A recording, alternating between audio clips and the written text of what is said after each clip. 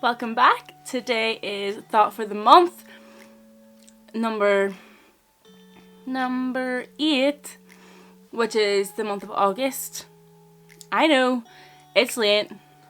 I'm catching up. So my thought for this month is it's less like, it's more of a personal thing that I felt convicted by, that I want to tell you about, because I think it's something that we can sometimes fall into the trap of without even realising. So I've been really convicted recently about the amount of clothes and shoes that I own. I just realised that I was spending so much money on material things. And like, you can, like, it's fine. Like, I'm not saying don't do that. Like, don't go out shopping. Like, it's always nice to go out and get a wee treat, like a new pair of shoes, new clothes. But like, it was becoming excessive, like the money I was spending on clothes and shoes. And I looked at the summary on the banking app, my banking app, and I was appalled at myself for how much money I'd spent on fashion and eating out over the last few months. And I was just like, that is shocking, like that is so bad. And I was spending more money on food and more money on fashion that I didn't need, and also food that I didn't need because I had food in the house, than I was giving to the church and giving to things that are going to glorify God. And I was just really challenged by it and really convicted about it. So I've decided to go from September to September without buying any clothes, any shoes, and I'm going to wear and use what I have. And I've restricted the amount of times that I eat out per week or go to coffee shops per week. So I'll break it down for you, right? So obviously I might need necessities, like I might need new socks, I might need like vest tops to wear underneath stuff. Like, the necessities are fine, like I can buy them as and when I need them. But I do not need any more shoes this year. I've got enough shoes to do me for like the next 10 years. I don't need any new clothes. David has made me an extensive Excel document. If you need him to do the same for your finances, hit him up because he's very good at Excel. And I have the breakdown of my money each month, and I have like a limit to how much I can spend on eating out the rest of the times. I'm eating in the house, and I'm making my own tea in the house, my own coffee in the house, which is easy to do, so I don't know why I haven't been doing that. But yeah, that's my plan going forward. I just wanted to share a couple of verses that challenged me about this and brought this to the forefront of my mind and made me more aware of the things that I was doing. So the first is Hebrews chapter 13 verse 5. And let me also say, this is a very personal decision I'm making. It's a very personal thing. So like, this might not apply to you. It might not be relevant to your life. Like, don't think that I'm on here like rebuking everyone who like goes out shopping for clothes, because honestly, like, I'm not doing that.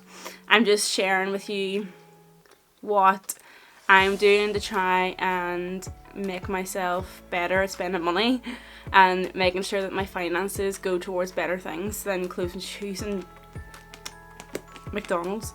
So yeah, the first verse is 13. Hebrews chapter 13 verse 5. And it says, keep your life free from love of money and be content with what you have, for he has said, I will never leave you nor forsake you. And it's just kind of that bit, be content with what you have. And I think that a lot of my spending was, I was seeing people wearing certain things, I was seeing people with certain shoes, and I was like, oh my word, like, I want those shoes because they look so cool on them. And it was like, I need to get this new thing, like I need to get this new gadget or new, I don't know, piece of equipment because they have it. And I wasn't being content with what I had. Like, as humans, we're so inclined to want more. Like, we want more. We want something, we get it, and then like a couple of weeks later we want more.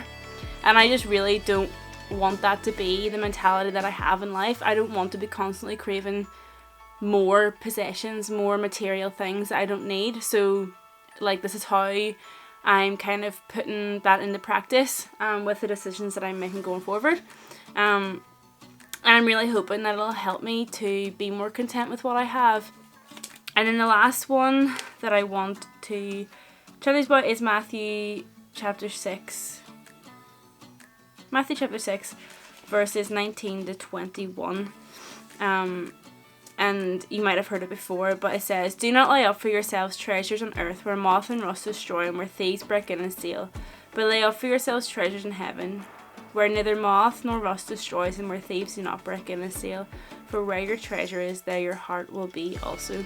And I just love those verses because, like, it just really challenged me, because I was like, I am placing so much importance on my possessions, on earthly pleasures, on earthly treasure, and I was like, I do not want to do that. I want to focus on building up for myself heavenly treasure that's gonna be everlasting, that's gonna be worthwhile after this world ends. And I just thought for myself, one of the best ways that I could go about that is to limit the money that I spend on earthly pleasures and earthly possessions. I'm gonna try and be strong. I'm gonna try have the willpower, and obviously seek God's help, because I can't do it my own strength. And it probably seems really silly to you guys. Some of you are probably thinking she's just so stupid, what's she on about? But it's just like a personal thing that I wanted to do and wanted to try. But yeah, that's just my thought for this month. Let me know what you think. If there's any other things that you do to try and reduce the importance that you put on material possessions, let me know. But those are just the steps that I've decided to take this month. So yeah, I hope you enjoyed my thought for this month, and honestly, I'm aware that this probably won't apply to everyone, but I thought that it's still important to talk about, and I wanted to share with you that just because you're a Christian doesn't mean that you can't struggle with material possessions and wanting new things and stuff like that. So yeah, I hope you enjoyed this video. I've been rambling on for a while now, so I'm gonna leave you with that, and I'm going to go and eat the rest of my yogurt that's sitting beside me. So yeah, I'll see you in the next video, guys.